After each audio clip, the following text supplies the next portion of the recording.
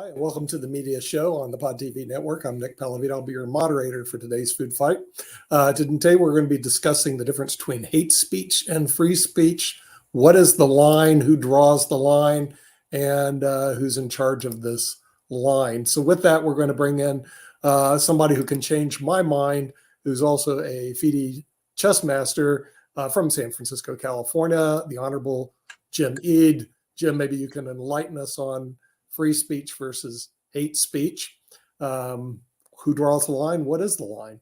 And with that, also from California, we're going to a Mega Society member, a gentleman who was a former writer for Jimmy Kimmel Live, Rick Rosner.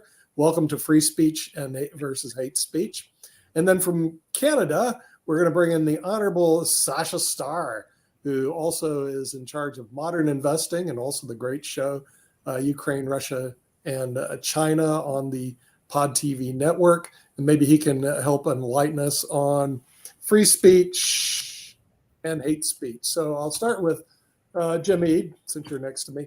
How do you define free speech and hate speech, and what is the difference? So it's your yeah, thanks, Nick. I think that free speech has been pretty well litigated. What you can and cannot say. You can't, for example, defamation is something you cannot do. Child pornography is something. There's a lot of different things that come under, the famous one is you can't yell fire in a crowded theater.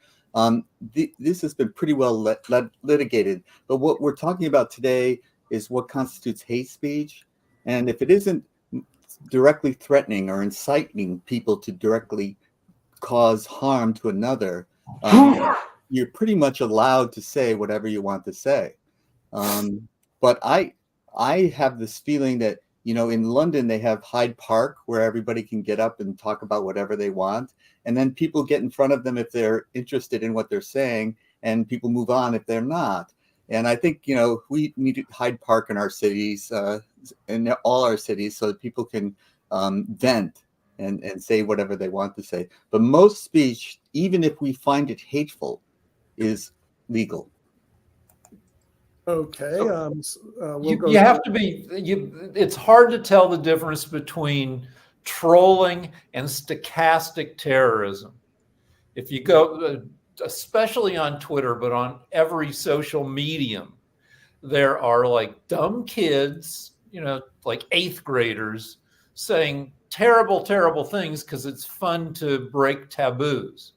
And then there are true psychos saying, kill all the Muslims, kill all the Jews, and who are somewhat serious in intent. And it's a whole stew and it's hard to tell, who's dangerous and who's just a young idiot.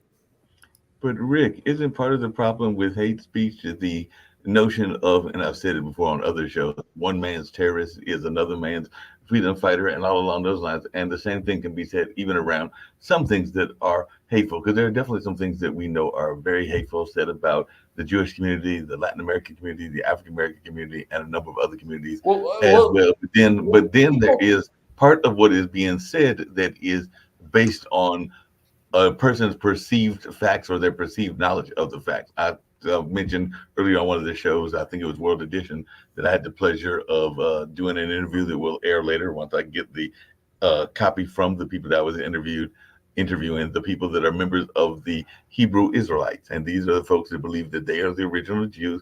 They are amazingly folks that are of African-American descent and all along those lines. And they have some very separatist kind of views and some very anti-integration views as well. But I mean, part of what they are doing is they are taking the historical narrative as they understand it and put it in that context. And since I wasn't around, at least not that I'm aware of, 3,000 or 4,000 years ago, and all in that space, then some of those facts, I can't really argue if they claim that, for example, you have many people that would claim today, even to this day, because of the certain passages in the Bible, Jesus was of African-American descent, just like they'll claim that Beethoven was of Moorish descent and all along those lines. And Jim, and even you, Sasha, we weren't around then, so we don't know whether they were or or in that space, because there are passages in the Bible about wool like hair like wool, which is a reference to like a lot of African American texture of hair as well and everything. And some people could take that as being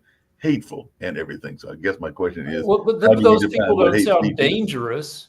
But the example of shouting fire in a crowded theater, we're all, thanks to social media, we are all in a crowded theater whenever we're awake now.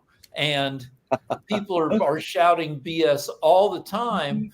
And it makes people crazy. And it's hard to know what to.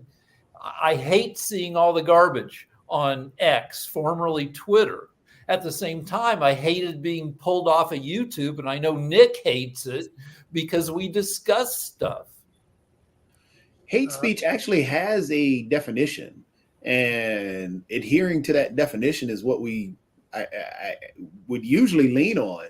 But I think because of the gray area where a lot of people, we get people in a position where they're saying, take for example, the fire in the theater, that's not hate speech, that's something else. Saying that a person, oh, you wear glasses, oh, you 4 eyes, that's not hate speech, that's something different. So hate speech technically has a definition. As a matter of fact, it says abusive or threatening speech or writing that expresses prejudice on the basis of ethnicity, religion, sexual orientation, or similar groups. So it has an actual definition. We just tend to kind of throw everything together and say, because that. Jacoby, by that definition, and I hear you, and I definitely agree with you, but by that definition, if we say that all Palestinians are evil, that would be technically hate speech. And we've definitely seen some of that kind of conversations, just like we said that when the pandemic took place, that everybody that was of Asian descent was part of the reason that we were going through this pandemic. And we heard that kind of conversations in a number of social media spaces and everything. And there were people that literally would make the argument that because it came from Wuhan, that it must be the fault of everybody that is Chinese. And we know that that is a ludicrous notion and everything, but that would be defined as hate speech.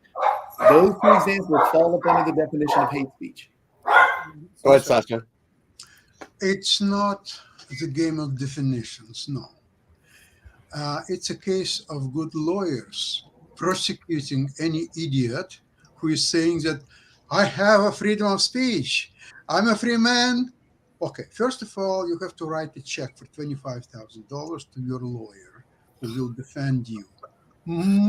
Probably he will, maybe he won't even bother with it. He will take another $10,000, $15,000, whatever you still have in your bank account, and then he'll say, oh, you know, my friend, it's not so simple. Actually, they have some evidence. Well, we remember you were on that demonstration in university. What did you say?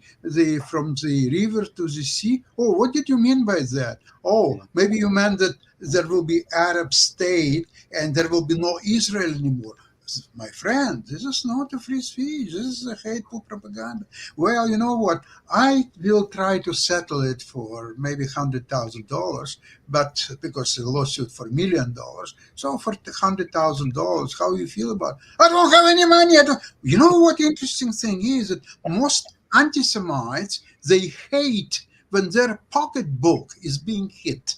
So the best way to deal with the anti-Semites is hit their pocketbook for $100,000 or maybe a little more, a little less here and there. This teaches you incredible lesson about freedom of speech and all this garbage of freedom of demonstrations and so on. You becoming so enlightened, and you will teach your kids and your grandkids and so on. And you know what? We will, as a result, we will be living in much better world. Yeah, I would say that we're crossing the line between hateful speech and free speech, because there's a lot of speech that we can agree or disagree upon, which is hateful, and but are you free to say it? And the answer in many cases is yes. Unfortunately, it's true. We can say hateful things and get away with it. We can't incite people to commit violence.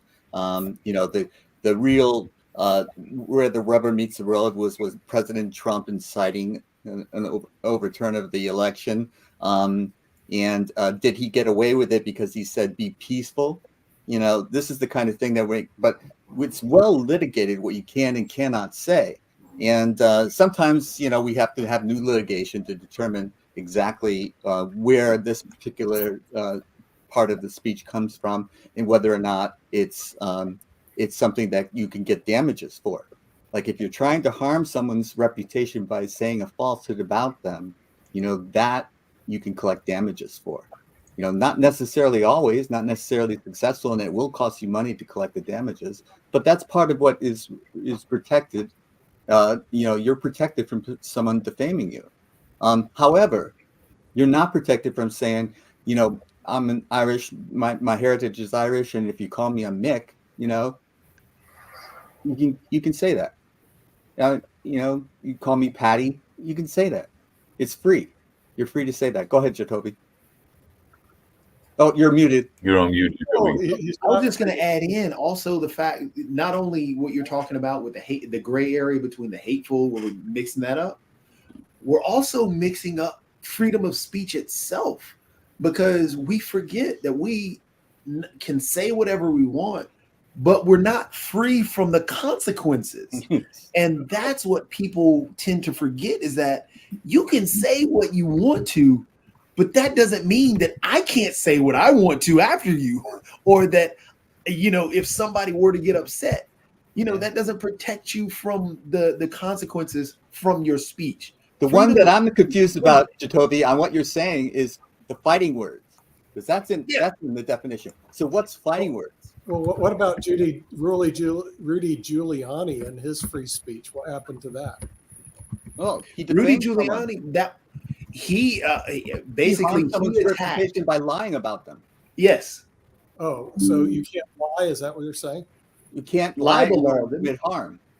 Yeah. Well, what about all the people who are being fired or resigning at the universities based on, I guess, something they've said recently? I mean, it just seems like there's a lot of people saying things that maybe they shouldn't say things, but also things that are taken a little too out of context or too serious. And everyone is suing everyone for saying something or, making somebody step down. Right. Or in this case, the University of Pennsylvania professor not saying something, resigning. Right. Okay. So are you? The Harvard president didn't resign, though. I know the Harvard president didn't resign, but the University of Pennsylvania president did resign for not saying something as opposed to saying something. So do we have now we're mixing up stuff. We're mixing up reputation. Well, do we have a different standard now that you could be held guilty for not denouncing? They weren't held guilty. They were only held guilty by their own internal mechanisms, the university mechanisms. Right, exactly. They weren't tried in a court of law. Come on. I want to be the coach at Texas A&M contract. I want to have that. I mean, come on. They pay to fire him. They pay him $75 million, right? Jimbo What did he do? What did he do? He didn't win football games. It's very important. Is that a freedom of something? That's capitalism. If he gets paid $75 million, which he's going to get for losing, for doing nothing. All he has to do is do nothing. All he's going to do is collect $7.5 million a year for the next 10 years. And all he has to do, Jimbo Fisher doesn't have to do anything. Well, not 7.5, 75 million. Think about this though. Think about how elected to Congress. People are more upset, like how Nick, you just pointed out, the University of Pennsylvania person who had to resign because of internal pressures. They're not getting paid. Jimbo Fisher was horrible at his job, got fired, and they're still paying him, but there's no outrage. No. So here's what I think. I think that there's an underlining story with Jimbo, and we're going to find out in a couple of years that he violated somebody's rights or did something wrong, because they're paying him to fire him. Hey, They're- Jim they're- Jordan is in Congress. And I think they don't want the story to get out right now. It'll come out in a couple of years. We'll find out the truth. You know, maybe he sexually harassed somebody or sexually assaulted somebody, and you know he's getting paid. But I think that there's a backstory there, because you just don't pay somebody $75 million to fire them because they did a bad job. I mean, come on. Go ahead, Rick. There's a frustrating little game you can play on Twitter to educate yourself about what Twitter thinks is hate speech. You go on there, you use the search function. You can search for gays, blacks, Jews, Muslims, and it'll give you a bunch of tweets. And some of those tweets will be some horrible person saying some horrible thing. And then you can report them. And then Twitter gives you a form to where you check all these boxes. What do you think is hate speech about this? And then you fill in the boxes, and then you submit your report. And then a day later, Twitter sends you a report as to whether they agree with you or not. The wild thing about Twitter, though, think about this: It's a the bot. Elon Musk, super freedom of speech guy. Okay, Yeah. say something about one of his companies. Pause. Say something about him. Speech over. Oh, Jatovi, you hit the nail on the dollar. I mean, you know, freedom of speech ends when the dollar is at stake. Yeah. So I wouldn't be surprised with that. And for some reason, our network keeps getting banned on Facebook. At least every time I try to broadcast through mine, I've been broadcasting through Kim's because I got banned twice. They don't like our programs or whatever we're doing. And so I have to broadcast through Kim right now, Well, because every time I broadcast, Anytime, Facebook goes anytime we reach more views than Fox will report that we've done something wrong and then take us down. yeah, And so Nick's been put in jail too many times, so we're using me. But I fire back. Nick doesn't.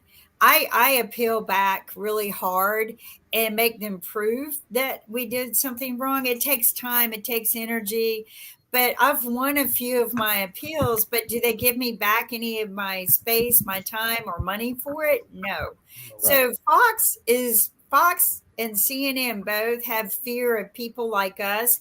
They do this to other people. It's not just us. I've taken photos of other people in podcasting world that have been like outdoing Fox.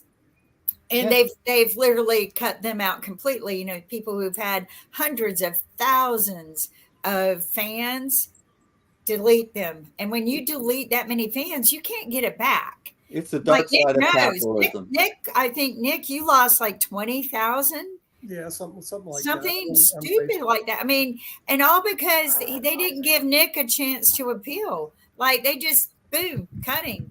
And he didn't do anything wrong. He literally did not do anything wrong. And they- LinkedIn does allow us to broadcast. They've been broadcasting Yeah, them they for do. years, and they've been really good. However, I will tell you this: we've had people comment on that to our panelists. They say, "Be very careful what you guys say, because a lot of people are watching the show." Mm-hmm. That's what was the comment from LinkedIn. Just let you know, they didn't say anything specific. I'm just saying. Speaking of which, there have been a couple of statistical things that are very interesting, and one of them, actually, I had the pleasure of being part of yesterday and everything. But I'd love to hear Jatovi's thoughts, because y'all are talking about statistics and all along those lines. But I did see that Netflix is giving viewing statistics for nearly all of their titles and everything. And I think I mentioned on the news show at the beginning that there is a film that's very popular, and it came out for season 1 about a lawman that some people say is the basis of the Lone Ranger. There was an African American lawmaker and all of that space, that being Bass Reeves. So Lawman Bass Reeves debuted in its first episode to 3.34 million viewers, and it's already set a record on Paramount Plus with like 7.5 million viewers across the world in their first 7 days, and that was before last night's closeout of their season 1. So there's talk of them having a season 2 and a season 3 as well. So just wondering, so folks' thoughts about these kind of numbers that we are seeing, where folks are wanting to see fresh content, whatever that fresh content is, but I also want to see the analysis of the content that they are getting. Releasing numbers is a big thing. Look at HBO. HBO used to do that. And they still do that. I mean, heck, Game of Thrones, Lovecraft Country, Watchmen, all the different shows that they put out, they had released the numbers. Hey, that's where you get money. You can prove that these are pulling in dollars, you get money. And honestly, when they had cut back on a lot of stuff from taking big chances, and that's one thing that hit HBO and Cinemax and all the other stuff when they started merging. And so a lot of companies, I mean, Rick can probably talk more about how the companies are cutting back and not taking as many chances as they used to, because money's money. Money, got to pay the bills. Money's not money if you don't release the numbers. Without the numbers, there's no accountability. And for a while, the Netflix and the other streamers were throwing tens of billions at productions, hoping to own the streaming world, particularly Netflix. And then all these other streamers came along. Netflix saw that it couldn't prevail. It couldn't build a moat. So it cut back. But without accountability, like you said, Lovecraft Country, good show, only got one season. And they if they don't release the numbers, they can say, yeah, well, it just didn't, meet our what levels, but then they don't say what levels there are. Just to let you know about numbers, just want to interject here. Most of the viewers on Pod TV actually watch this on their mobile phone. So this month there's we get to see this. We get to see this. There's about 34,000 people who watch this on mobile phone. 22,000 watch on the desktop.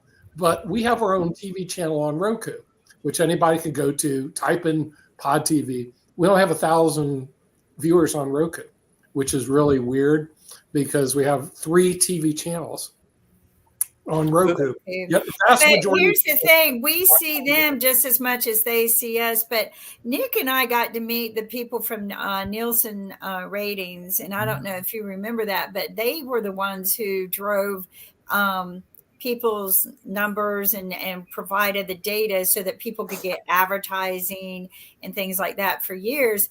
I wonder how they're doing now, because everybody goes to their own numbers now. They've pretty much fallen apart as far as I know. I mean, when there were 3 broadcast networks, it was pretty straightforward. Right. But then then the 80s and the 90s happened, and then Nielsen had to keep changing its metrics because advertisers care, logically, about how many people are actually watching their advertisements. And Nielsen had to keep adjusting how they measured people to reflect that. And they still did a bad job, but it led to all sorts of weird program structures where you make the intros to shows now. The Rockford Files had a minute-long theme song, maybe longer, because people would put up with it. Now shows have a 3-second intro. It could even be Lost just had a noise, and to capture viewers, some shows would throw on a 30-second first act and then move into 8 minutes of commercials to capture the viewer.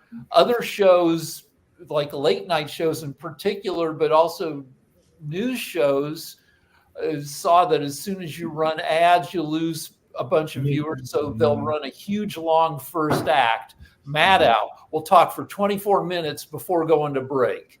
No doubt about that. Hey, Nick and Kim, I got a question for you, because you brought up Mother Jones. I think it was you, Nick, recently, and apparently they're in talks to merge with the Center for Investigative Reporting, and I definitely mentioned Paramount and some others that have merged as well. So my question to you, since it's the media show, is: are we getting any calls yet to get bought out and everything? I need a bigger check and everything. So I want to know if Pod TV is getting any threats to be bought out and all along those lines. Well, wait, time out. See, here's the real problem. Okay, first of all, the advertisers, because I watch ESPN Sports Center. Do you know I watch more ads because we're going to go to break and they'll show you 4 minutes, 5 minutes of ads before you watch another thing on SportsCenter. It gets really boring because That's why I record it. What? I record everything. Yeah, so I can fast forward through the ads. You're right. You have to fast forward And everything. fast forward, no more real time. If you don't do that, you're spending Yeah. all your time. If watching you that. watch the evening news on like ABC towards the end of the show, they'll come back, they'll do a 30 to 45 second story and then go right back to ads. So it's about it's horrible. 6 minutes of ads. But I got a and question 45 for you because we talked about accountability. And Nick, Yeah. you just said, so many thousands of people are watching on the phones. Well, Right. how do I know that the number you told me was true? Okay, because we have a source have a called data collection. Vimeo. Okay, Vimeo is the only place that Vimeo and LinkedIn give us data. Okay, and if you need to look at data on your shows, as long as they're routed through Vimeo, Vimeo will come back and tell us what the viewership was.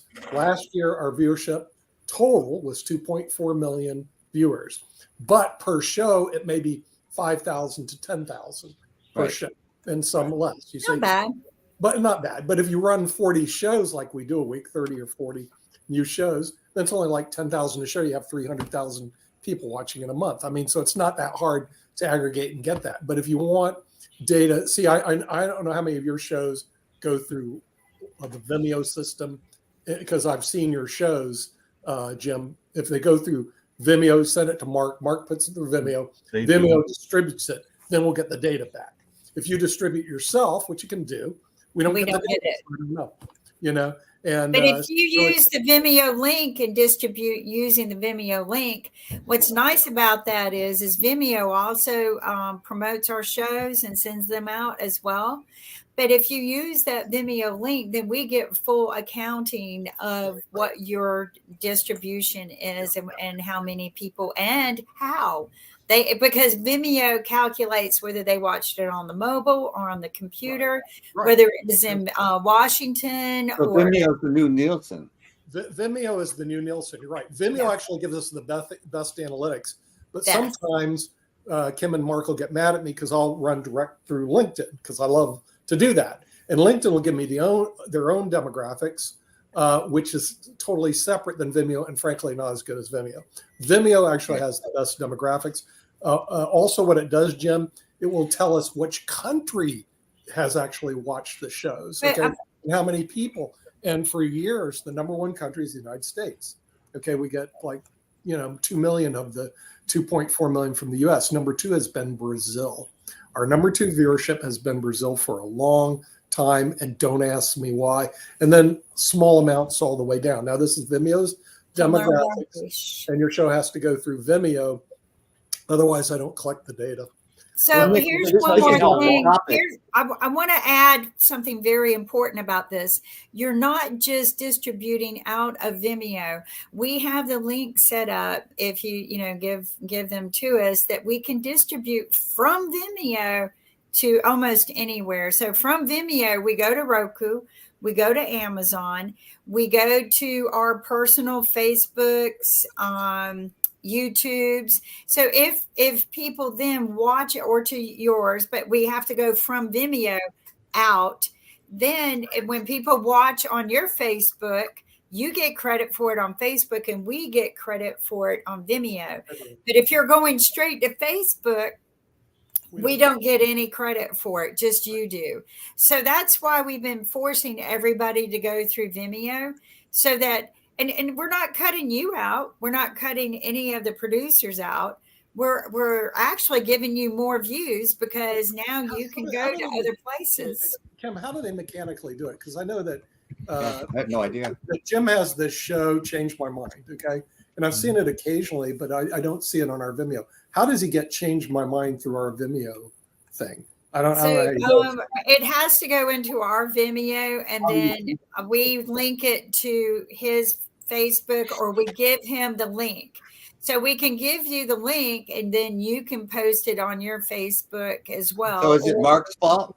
No, to answer your question, Yeah, it goes everything's directly Mark's fault. because it goes directly to the Him web and I make live, which mistakes it goes all the directly to the web live, which goes to the Vimeo and everything, and it also goes to LinkedIn as well as Twitter. And right now Yeah, they it goes just added, everywhere. We and have right a now they just program. added, which I've been experimenting with. I haven't tried it today and everything, but I did try it on actually the Chet Show. I know Sasha was here earlier, but they are airing. You can also go to Instagram Live now as well. So they added that, and I've been playing around with that a little bit also.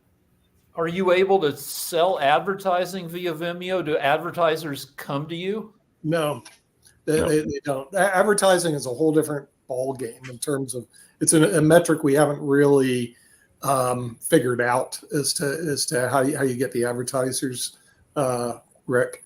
In other words, and even the NAPD conference, they don't focus on advertising. All they're doing is trying to sell and resell content. But what I've seen on advertising, apparently the industry that advertises the most is the drug industry. Believe it or not, they're heavy into pushing drugs.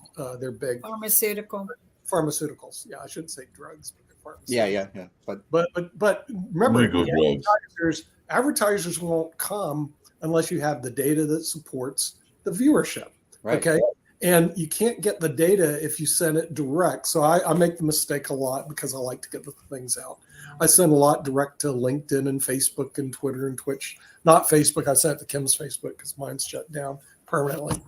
But the thing is, if you want to get the data captured, you've got to go through Vimeo and talk to Mark or Kim because I don't know how to do it. I've never been able to figure that. So Mark we already programmed a bunch. So already when we send it to Vimeo, it redistributes out to all these other places. So it's not like it's just not going to Facebooks and stuff like that. And you could grab that link from Mark's Facebook or Nick's Facebook. Well, not anymore Nick's, but mine. I don't know why they hate me too because they've tried to take me down.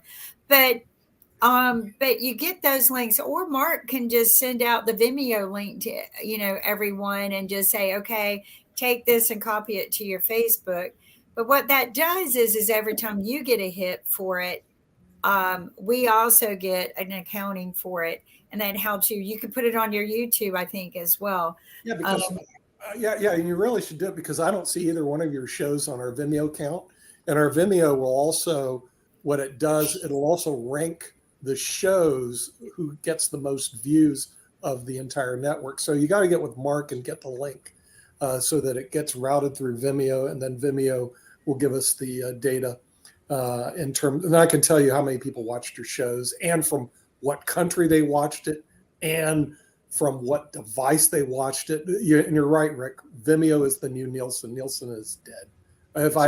What should our objectives be? Like, I don't know why I'm doing this. I have a vague idea that if enough people see me yammering, that maybe I'll get a book deal at some point, but I really don't. Yeah. Well, that's a good question. I thought about that, because I have different motives to do this. It's mainly because I'm bored doing what I do for a living, which sucks. Setting up pensions is not really exciting, but here's the thing. If you look at Taylor Swift, I'm going to beat on Taylor Swift. What she did is she was the ultimate shameless self-promoter, and the ability to scale through media is incredible.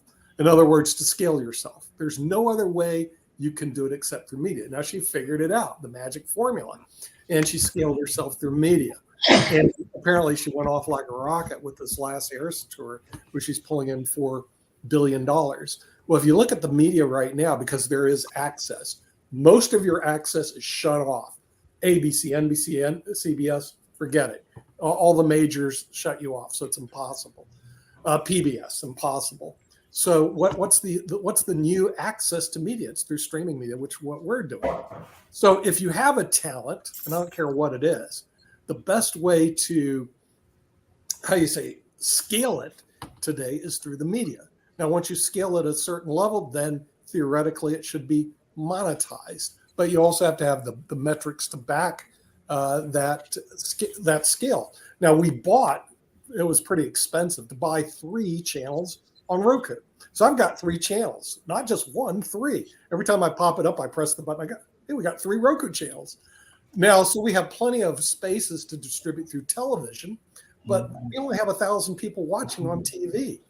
But Nick, just to clarify those three channels, just for folks that are listening and are not always on Roku, the main programming goes to the main Pod TV Live and all along those lines. And as we were talking about earlier, when we were talking about sports, there are lectures, the place that I am currently actively working at. They pretty much give me permission, as have a couple of universities that are locally based and some that are even outside of the area. And I'm working on some that are even international, that we can air their lectures, including some people that have been passed on the show. So that is the one that is called Live and Events. So it's a combination of sports and literally lectures. They're not even lectures always of people that I agree with, because I get lectures from both the right and the left and different other folks and all along those lines. And then the third one is World Politics, which is a re-air of some of the political shows and political lectures and all in that space. So that is the way that the three are put out there now and everything. And this is actually something I was going to ask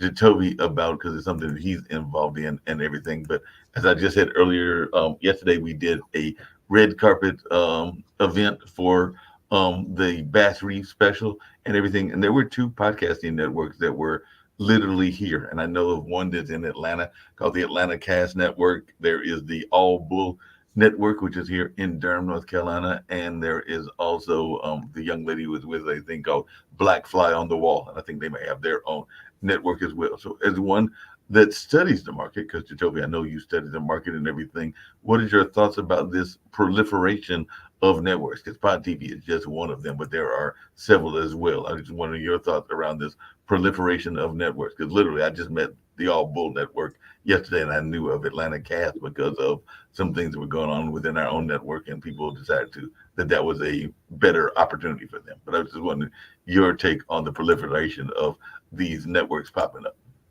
I mean, the canary in the coal mine was back with gaming and porn. Rick brings up porn all the time because of how it was controlled by one group, one or two groups. But now once that decentralized, everywhere, anybody with a camera phone can do the same thing. Gaming, when Twitch came online and really started helping out the gamers, show their games off. Same thing with YouTube. That's why YouTube jumped in the game. That's why Facebook jumped in the game. That's why TikTok has a gaming section everywhere. Yeah. When those kicked off and showed that you can create your own channel and you can sell your own ads and they can sell ads on top of it and you can make a ton of money. Because, for example, Nick, I hate to push back on the Taylor Swift thing. Taylor Swift had talent and there was other things. It wasn't her YouTube sensation you have tons of gamers. There's a guy, his name is Dr. Disrespect. That's how he became. But the funny thing is, they've made, he's got to deal with different game developers because he's made his own video game. He's got to deal with different PC makers because he made a PC after his name. A guy named Ninja. Everybody's heard about Ninja. Well, he got to deal with Samsung. He had a halftime commercial at the Super Bowl. These are the people that blew up based off of just your YouTubes, your social media platforms and pushing it out there. And that's the way you go out. And that's where those channels come into play. There's one lady, Arrow Math, I think that's what she goes off of. A lot of people, she was a gamer. Then she started getting into the hot tub gaming. Then she started her own little channel. Beautiful young lady, smart and intelligent, created her own business and created her own channel off of it, created her own business. There's a lady who goes by Pokemon. She pays her staff $60,000 a year. People don't realize that she has a whole staff. Yeah. She actually would go to different channels and give away $15,000 just for up and coming streamers. Well, she got with some of her buddies. They created their own channel and their own Roku division and stuff. So yeah, and we have an example in the chess world. Grandmaster Nakamura. You used to have to wait until you got invited to tournaments and try to win a prize fund. Nakamura started his own Twitch channel, and he's making so much more money through that than he ever could in prize fund. So, now he's like, yeah, I might play, I might not, because I make more money when I don't play than when I do. And like there's a kid, there's actually a little kid, and he has toys now that's been out there for a couple of years. Ryan's World. There's also JoJo Siwa. There are toys out there. They are social media people who blew up. And heck, Honey Boo Boo. Honey Boo. Mr. Beast, you know Mr. Beast. Yeah, Mr. Beast. Mr. Beast. He lives in the He has- North Carolina area, and Yep. he's made off his YouTube channel $50 million. I mean, the thing is, that's what I'm saying. There's a book called Think and Grow Rich, right? If you read that book, the media right now is think and grow rich. The only question is, you got to think and grow rich, and then how do you do it? But has it been done before? Yes. And is it being done right now? Yes. Yeah. But it's all based on metrics of getting views. Now, our problem. Hold on real quick, Nick. Talk Let me shows just say. are long. Talk Nick. shows like we do are long. A lot of Just their want to put out there real quick. Just Yeah. want to put out there because you mentioned Mr. Beast and you said the $50 million, and you just said YouTube. You know that man's net worth is $500 million. yeah, right. Yeah, because the thing is, he has the continuous income stream through his YouTube channel. So he's Oh, a and you know, YouTube is very. Go ahead, Rick. You don't do well. on YouTube. Is Pod TV's viewership on the upswing? No, I'm glad you asked, and the answer is no. It's on the downswing. We dropped from 2.4 million down to 1.9 million viewers last year. At least that's the latest data I got from Vimeo.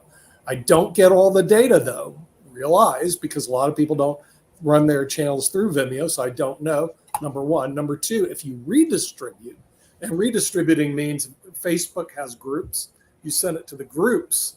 So like chess, when the chess show comes out, I send it to LinkedIn, and there are a bunch of people who watch, they comment. One guy even said, yeah, I should. And then chess has two groups, chess business group and chess group. You redistribute through those groups. The problem is we don't get the data back. So the one real problem that we're always fighting is, how do you get the data back to show the viewership on these things? So it's still, remember, this industry, I think streaming is an infant industry. What we're doing is in its early stages.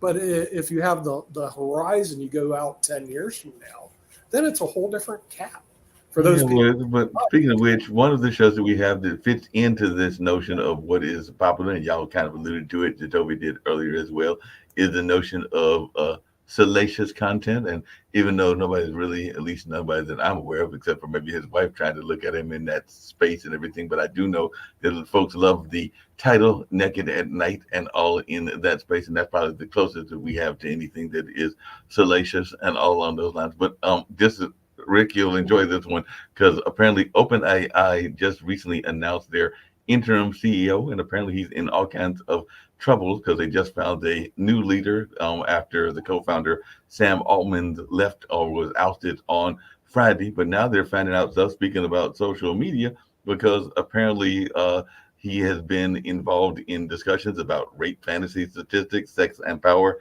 and The Game, a controversial pickup archery book that literally popularized tactics like negging. I have no idea what negging is, and the cube technique. So on the platform X, formerly known as Twitter, this fairly young man, 40 years old, frequently mused at length about dating and how to pick up women. So receiving attention Negging is the from an technique attractive, where you go up to a beautiful woman and you kind of insult her, which is supposed to confuse her because she never gets insulted because she's beautiful, and that's supposed to be your way in. It's playing hard to get.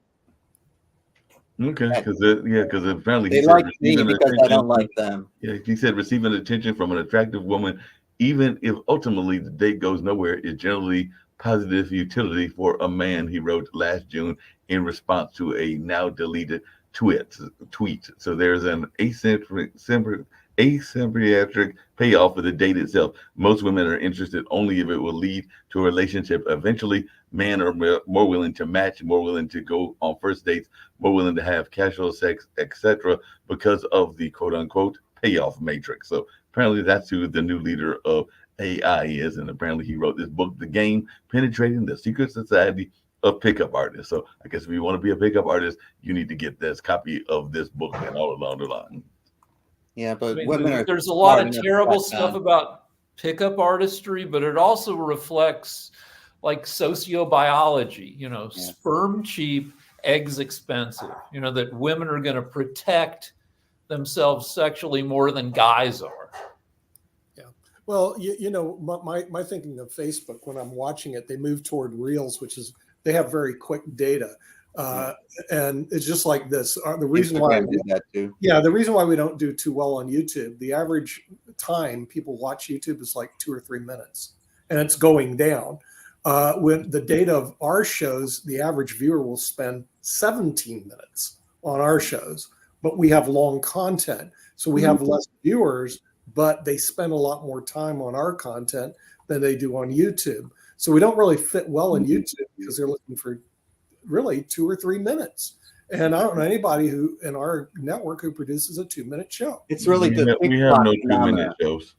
The TikTok phenomenon is really what's taken off. Yeah, And that's- you get more viewers, but it's going to be for a very short period of time, Jim. In other words, Yeah. you get a lot. And Or a lot is of it, Pod TV some of it- doing anything to increase awareness?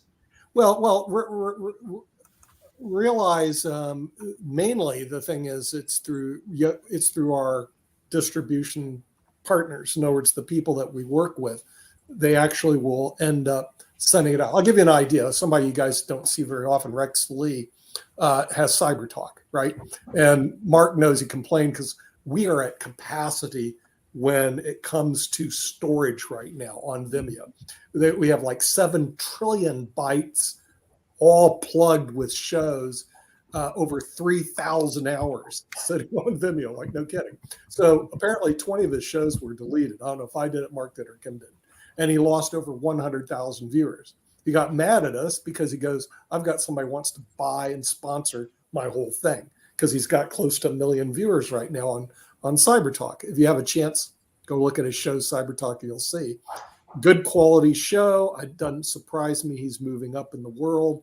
And he actually spent a lot of time, effort, and energy to push the quality of the show on Cyber Talk and also push his own distribution platform. If you have a chance, go look at Cyber Talk and you'll see it's totally different than what we produce. And he runs on our network, Rex Lee.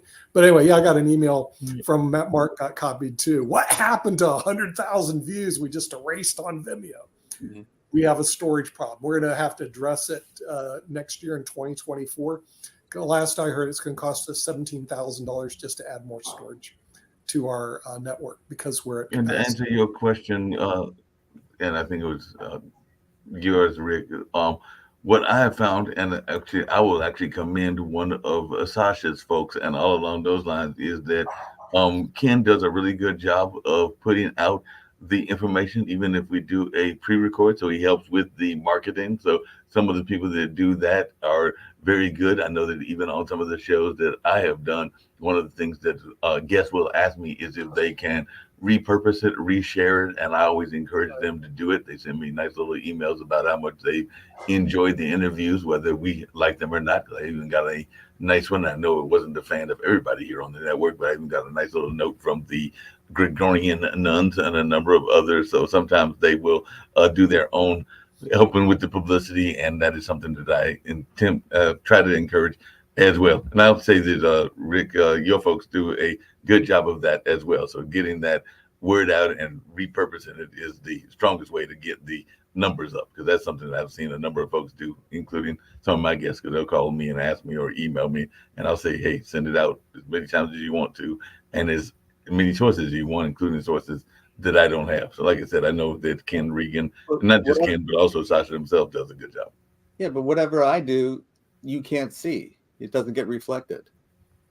Because I mean, because your stuff is going to, that's where Ken was wrong. It is going to Roku and everything else. It's a newer show, so some of those numbers aren't as strong as they used to be. But I have seen some of your shows actually do quite well based on the interviews that they were. The interview you did around Israel actually picked up some good numbers, as well as some of the other shows. So that is a newer show. So in that sense, Ken I meant, Mark, when I promote it, how do you see it?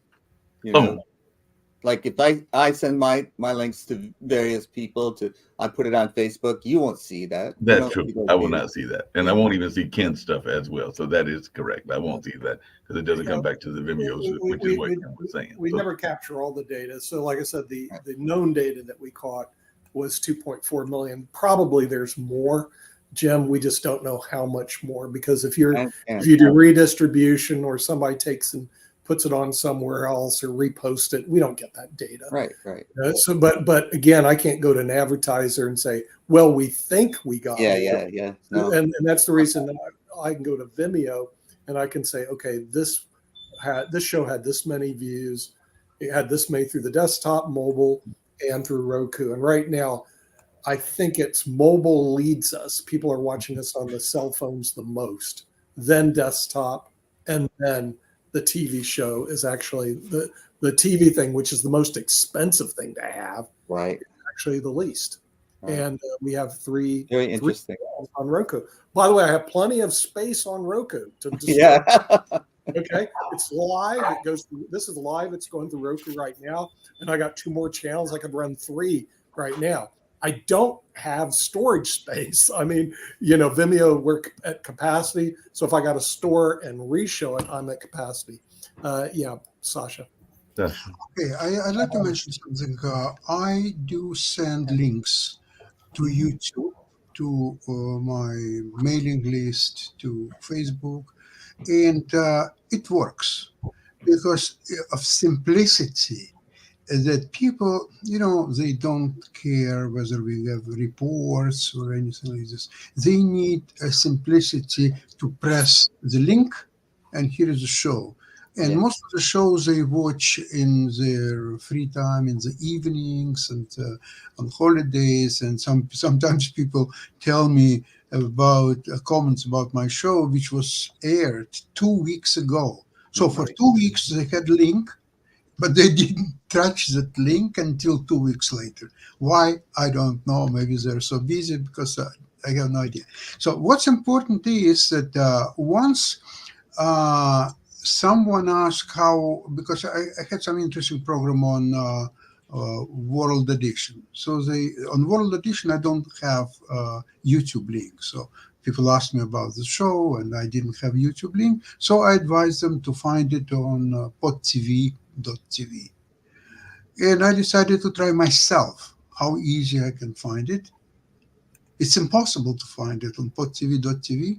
It is impossible, simply because you have a bunch of shows. Some of the shows are 1.5 years old, some of the shows are 3.5 months old, and so on, and they're not systematic, they're not in any order, whether alphabetical order or chronological order, or just I can't find my shows there. Yeah. I cannot find some of my shows too. So if I have a YouTube link, this is reliable, and people can see it, find it. They can ask me to send link once again, because maybe they lost it or they have too many emails. So I can, most of the times I can send link again, so they will see it.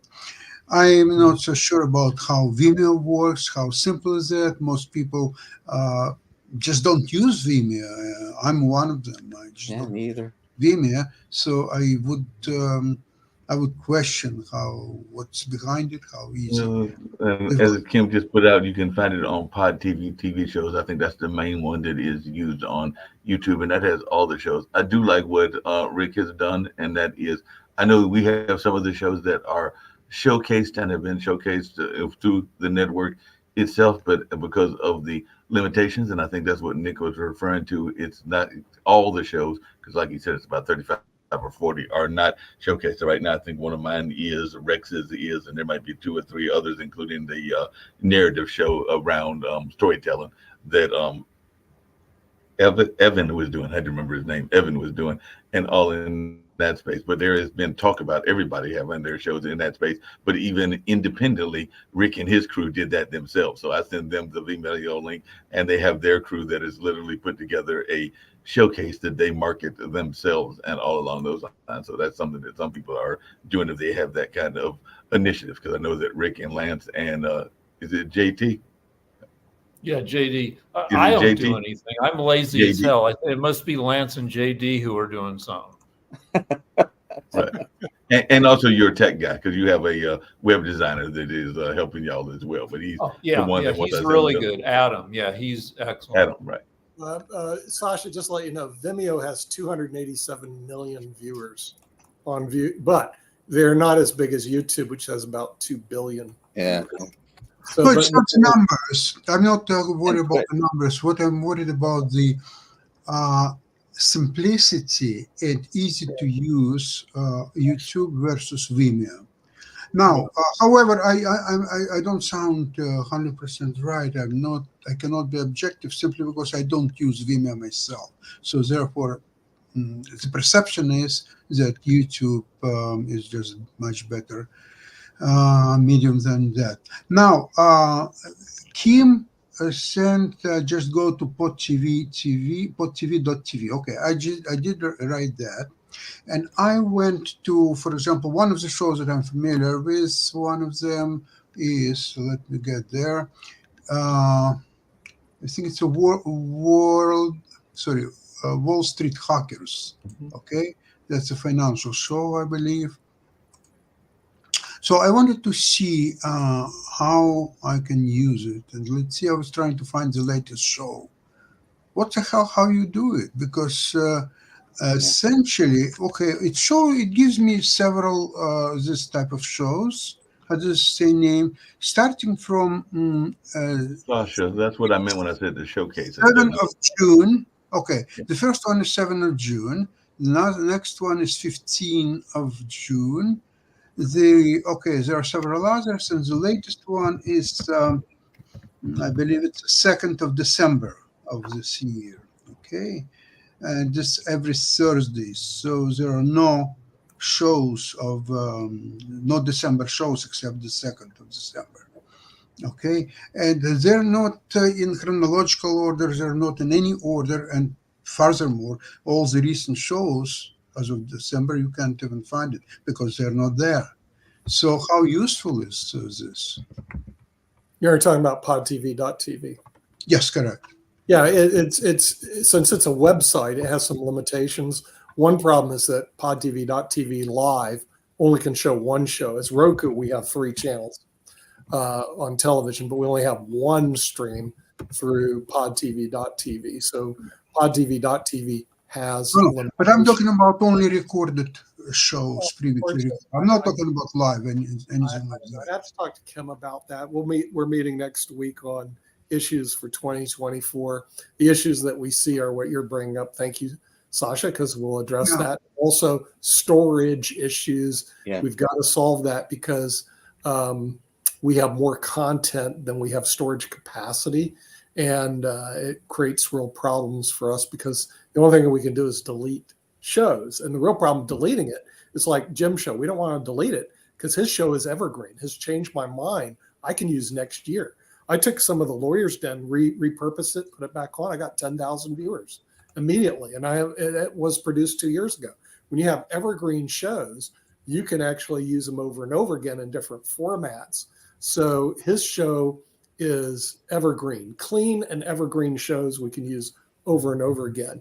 World Edition, which has a good followership, problem is it's dead by it's dead by tomorrow. So what I try to do with World Edition is pump it 4 or 5 times with different channels. In other words, re-show it 4 or 5 times that day through different channels, knowing by tomorrow it'll be deleted. So World Edition is a lot tougher to work with. But the surprising thing is, like your investment show, Sasha, people watch it a year later. And I just go, you got to be kidding me. In other words, you're showing.